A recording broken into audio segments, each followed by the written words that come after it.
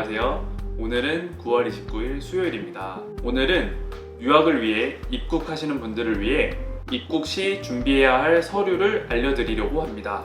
저는 아내와 함께 9월 13일에 입국을 하였으며 저는 학생비자, 아내는 동반 워크퍼밋을 받고 입국했습니다. 사실 입국을 준비하면서 정보가 많지 않고 정확하지 않다 보니 준비하면서 어려움이 있었는데요. 앞으로 입국하시는 분들을 위해 조금이나마 도움이 되고자 영상을 만들었습니다. 정말 중요한 팁들을 준비했으니 꼭 끝까지 시청 바랍니다. 오늘은 두 가지를 알려드릴 건데요. 첫 번째는 캐나다 이민국에서 요구하는 서류 목록과 두 번째는 제가 준비한 서류 목록, 그리고 마지막으로는 서류를 어떻게 정리하여 준비했는지 보여드리도록 하겠습니다. 캐나다 이민국 CIC 홈페이지에 보시면 준비하셔야 할 서류 목록이 명확하게 나와 있습니다. 순서대로 보겠습니다. 첫 번째는 여권입니다. 여권은 반드시 유효기간이 넉넉하게 남아 있으셔야 합니다. 이미 학생비자를 신청하실 때 연장해 놓으셨으리라 생각합니다. 유효기간이 2에서 3년 이내로 짧게 남으신 분들은 반드시 연장을 하시고 출국하시기를 권장드립니다. 학교를 다니는 기간 이상으로 넉넉하게 남아있는지 확인하시기 바랍니다. 두 번째, 이민국에서 받은 학생비자 승인서입니다. 학생비자 승인서는 이메일로 발송되며 두 번째 장에 여러분의 ETA 넘버도 기입되어 있습니다. 따라서 학생비자 승인서를 받으신 여러분은 입국 전 따로 ETA를 신청하실 필요가 없습니다. 세 번째, 입학하고자 하는 학교의 입학 허가서입니다. 입학 허가서에는 학기 시작일 등이 명시되어 있으며 저의 경우 학업 기간의 마지막 일이 명시되어 있습니다. 이 서류를 근거로 체류 기간을 오피서들에게 이야기할 수 있으니 반드시 확인하세요. 네 번째는 이민국에서 사전에 요청받은 서류입니다. 저는 따로 요청받은 서류가 없었지만 만약 요청을 받으신 서류가 있다면 반드시 준비를 하셔서 오셔야 합니다. 다섯 번째, ETA 넘버입니다. 앞서 말씀드렸다시피 ETA 넘버는 학생비자 신청 시 학생비자 승인서에 포함되어 나옵니다. 학생비자 승인서를 보시면 두 번째 장, 두 번째 문단에 표기되어 있습니다. 자세히 읽어보시길 바랍니다. 여섯 번째, 충분한 체류비입니다. 이 경우 최근 1개월 이내에 영문 잔고 증명서를 준비하면 됩니다. 약 캐나다 달러 10,000불 이상의 잔고 증명만 된다면 크게 입국에는 문제 없습니다. 일곱 번째는 건강입니다. 입국 시 특별하게 아프지 않고 건강하게 입국하시면 됩니다. 여덟 번째, 범죄 경력입니다.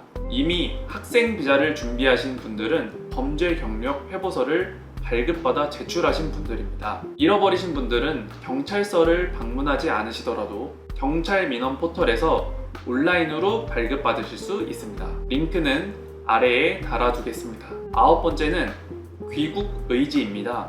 캐나다 이민국은 대학 과정을 마친 후 귀국을 할 것인지에 대한 부분을 중요하게 생각합니다. 오피서가 학업을 마치면 어떻게 할 것인가 라고 물으면 반드시 한국에 있는 가족, 재산, 직업 등의 여러 가지 이유를 들어 학업을 마친 뒤에는 반드시 한국으로 돌아가겠다고 하셔야 합니다.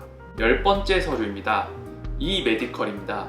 학생비자 신청 시 이미 받으셨던 검사입니다. 이 메디컬의 유효기간은 12개월이기 때문에 반드시 입국일 기준으로 12개월 이내인지 확인하시기 바랍니다. 저는 입국일 기준으로 1개월 정도의 유효기간이 남아 있었지만 만에 하나의 태클을 없애기 위해 출국 일주일 전에 새로 받아서 입국했습니다. 하지만 사실 유효기간이 남아있다면 그냥 입국해도 좋습니다. 11번째, 백신 접종 증명서와 PCR 검사지입니다. 백신을 2차까지 접종하고 14일 이후에 출국하시는 백신 접종 완료자는 접종 증명서를 발급받아 오시면 됩니다. 만약 백신 접종을 하지 않으신 분이라면 14일간 자가격리하실 곳을 미리 구하고 들어오셔야 합니다. 그리고 출국 전 72시간 내 PCR 검사지를 준비하시면 됩니다. PCR 검사의 경우 PCR 검사를 진행하는 병원에 출국용 영문 서류 발급 여부를 확인하시고 받으시면 됩니다. 비행기 티켓에 나온 출발 시간으로부터 72시간 이내에 받으셔야 합니다. 저는 월요일 출국이었기 때문에 주말에 많은 병원들이 쉬거나 또는 잠재적인 어떤 문제가 생길까봐 인천공항에 있는 코로나19 검사센터에서 받았습니다. 오전에 받으시면 오후에 당일 발급되며 모두 설명란에 링크를 달아주도록 하겠습니다. 여기까지 캐나다 이민국에서 설명한 입국 시 준비해야 할 서류 목록이었습니다. 다음은 제가 추가로 준비한 서류 목록을 말씀드리도록 하겠습니다. 첫 번째는 학비 납부 영수증입니다. 학교에 미리 입금한 디파짓 영수증이 있다면 준비하시기 바랍니다. 두 번째, 학교에서 발급해준 서류입니다.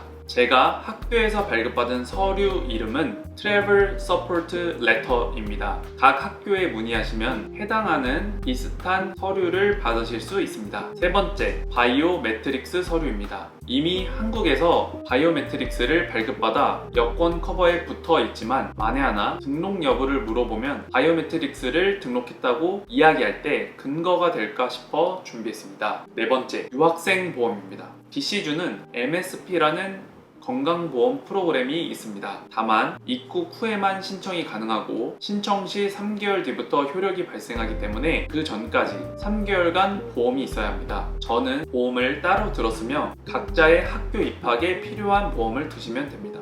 다섯 번째, 렌트 계약서입니다. 저는 입국 전에 밴쿠버에서 지낼 곳을 미리 계약했으며 BC주 렌트 계약서 폼을 바탕으로 계약서를 만들었습니다. 여섯 번째, 비행기 티켓입니다. 사실 전자티켓이라 핸드폰에 스크린샷만 있어도 문제가 없을 수 있지만 만에 하나를 위해 준비했습니다. 자, 여기까지가 제가 준비한 서류이고요.